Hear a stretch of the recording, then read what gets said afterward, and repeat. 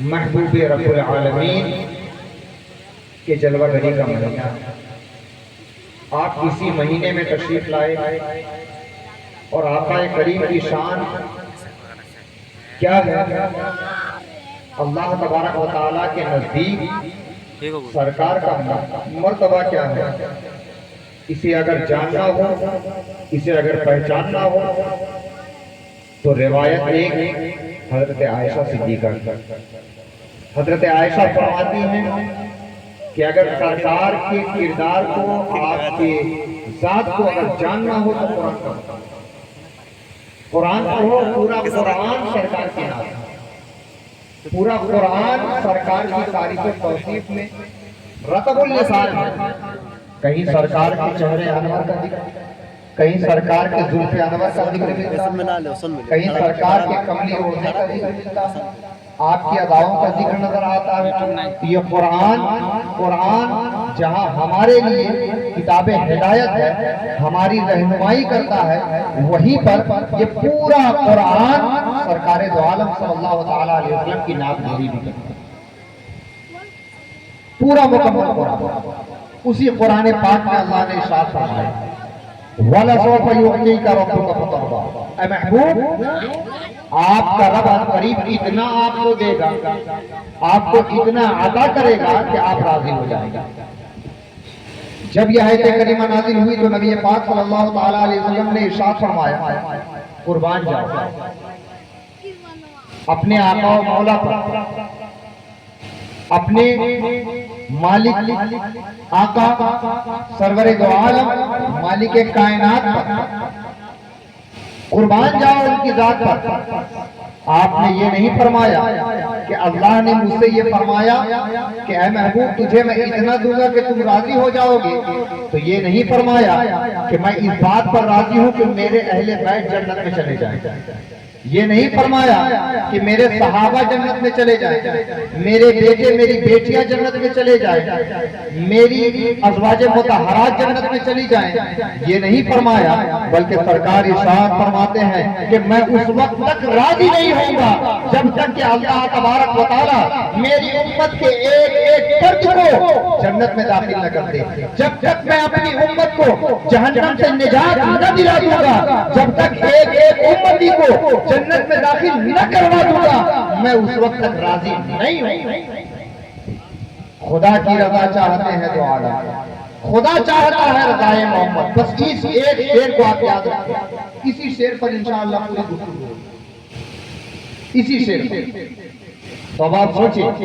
قیامت کا وہ منظر یاد رکھیں، آپ نے بارہا سنا ہوگا، نفسی نفسی کا عالم، کوئی کسی کا پوچھنے والا نہیں۔ وہاں کون ہوگا جو سجدے میں اپنا سر جھکائے ہوگا؟ کون ہوگا جو اللہ کی بارگاہ میں اپنا سر جھکا کر کے اور سجدے میں سر کو رکھے ہوگا؟ تو ایسے عالم میں اللہ تبارک و تعالیٰ کہے گا اے محمد سر اٹھاؤ، مانگو کیا مانگتے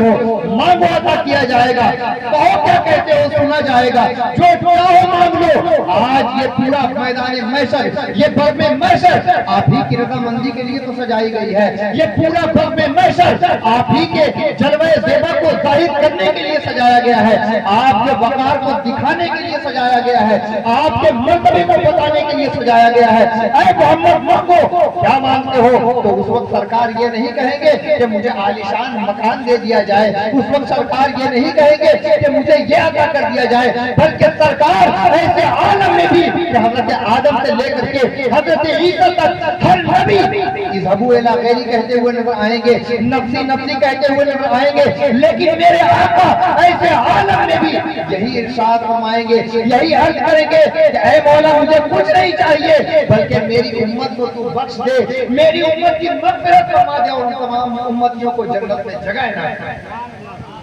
کون دیتا ہے؟ کون دیتا ہے؟ دینے کو منہ چاہیے۔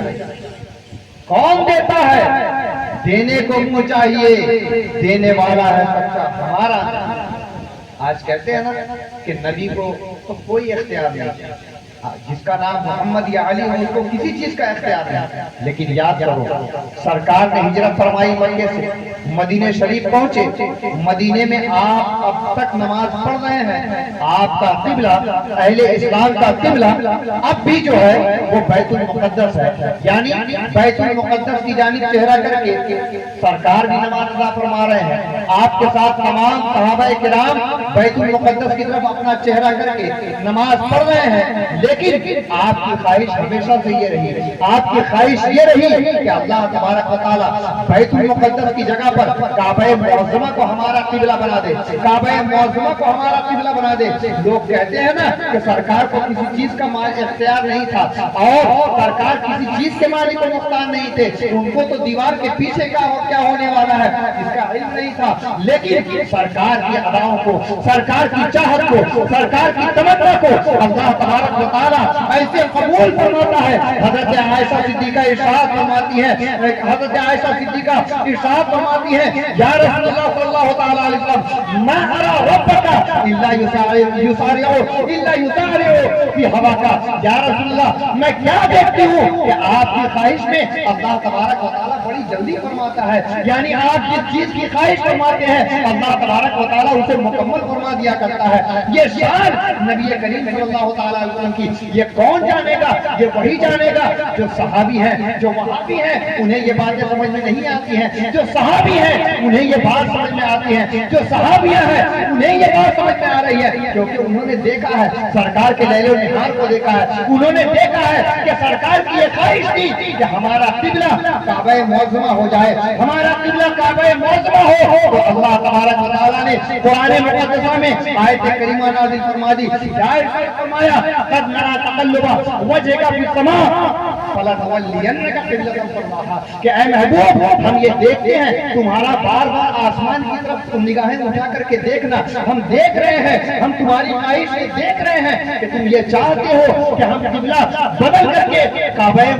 قبلہ بدل کر کے بیت المقدس سے کعبہ معظمہ بنا دے، فلنولينك قبلة ترضاها۔ اے محبوب یاد رکھو، اے محبوب آپ رنجیدہ خاطر نہ ہو، آپ کبیدہ خاطر نہ ہو، ہم آپ کا قبلہ ضرور بدل دیں گے۔ تو اب آپ سوچو، اللہ تبارک و تعالیٰ نے قرآن میں ارشاد فرمایا کہ ہم بدل دیں گے، کب بدلیں گے؟ قبلہ بدل دیں گے، کب بدلیں گے؟ پھر اللہ تبارک و تعالیٰ نے یہ سوچا کہ میرے محبوب کو میں انتظار کروں، محبوب اور انتظار کرے، نماز عصر میں سرکار دو عالم صلی اللہ تعالیٰ علیہ وسلم ہے، تمام صحابہ کرام آپ کے پیچھے نماز پڑھ رہے ہیں، اللہ تبارک و تعالیٰ کا حکم نازل ہو جاتا ہے فَوَلِّ وَجْهَكَ شَطْرَ الْمَسْجِدِ الْحَرَامِ، اے محبوب آپ ابھی نماز عصر ادا کر رہے ہو، اسی حالت میں نماز پڑھتے پڑھتے اپنا چہرہ بیت المقدس میں پھیر کر کے کعبہ معظمہ کی طرف اپنا چہرہ پھیر لو، اور آج سے آپ کا قبلہ اور تمام اہل اسلام کا قبلہ اب بیت المقدس نہیں ہے بلکہ کعبہ معظمہ ہے، اس لیے کہ یہ آپ کی خواہش ہے کہ قبلہ بدل کر کے بیت المقدس سے بدل کر کے کعبہ معظمہ کو بنا دے، اسی لیے دو عالم حضرت نے فرمایا خدا کی رضا چاہتے ہیں دو عالم اور خدا چاہتا ہے رضا محمد۔ یہ سرکار کے خواہش کا عالم ہے کہ سرکار نے تمنا کی اور آپ نے چاہا کہ قبلہ بدل دے، تو اللہ تبارک و تعالیٰ سرکار کی رضا کے لیے اور سرکار کی تمنا میں اللہ نے قبلہ بدل دیا، اور آپ کہتے ہو کہ سرکار کو کسی چیز کا اختیار نہیں ہے۔ اختیار اگر دیکھنا ہے تو آؤ مدینے کی گلیوں میں، اختیار اگر دیکھنا ہے تو آؤ مسجد نبوی شریف کے اندر، سرکار دو عالم صلی اللہ تعالیٰ علیہ وسلم ممبر پر تشریف فرما ہے، ممبر پر جلوہ گر ہے، حالت یہ ہے کہ مدینے میں ایک زمانے سے بارش نہیں ہو رہی ہے، قحط عالی کا عالم ہے، پیاس سے جانوروں کی موت ہو جا رہی ہے، ہر چہار جانب سوکھا پڑا ہوا ہے، ہر طرف سوکھا ہی سوکھا ہے، پیاس کی شدت لوگوں میں محسوس کی جا رہی ہے، جانور بھی پیاس کی وجہ سے اپنا دم توڑتے ہوئے نظر آ رہے ہیں۔ ایک صحابی، کوئی بڑے صحابی نہیں، حضرت ابوبکر صدیق نہیں، حضرت عمر فاروق نہیں، عشرہ مبشرہ میں سے کوئی نہیں ہے، بدری صحابہ میں سے کوئی نہیں ہے، ایک دیہات کی صحابی، دیہات کے رہنے والے ایک صحابی آتے ہیں عرض کرتے ہیں یا رسول اللہ اللہ تبارک و تعالیٰ کی نظر رحمت ہماری جانب نہیں ہو رہی ہے، بارش نہیں ہو رہی ہے، یا رسول اللہ کچھ انتظام کیا جائے، یا رسول اللہ کچھ اہتمام کیا جائے، یا رسول اللہ نظر کرم فرمایا جائے۔ تو اس لیے کہ وہ صحابی تھے، انہیں معلوم تھا کہ اگر کچھ ملے گا اسی در سے ملے گا، دیتا تو اللہ ہے، انما انا قاسم واللہ یؤتی۔ سرکار نے ارشاد فرمایا نا کہ دیتا تو اللہ ہے لیکن بانٹتا میں ہوں۔ اگر تمہیں بارش چاہیے تو میری بارگاہ سے آ کر کے لینا پڑے گا، اگر تمہیں دولت چاہیے میری بارگاہ سے آ کر لینا پڑے گا، اگر تمہیں علم چاہیے میری بارگاہ سے آ کر لینا پڑے گا، یہاں تک کہ اگر تمہیں ایمان بھی چاہیے تو میری بارگاہ سے آ کر کے لینا پڑے گا۔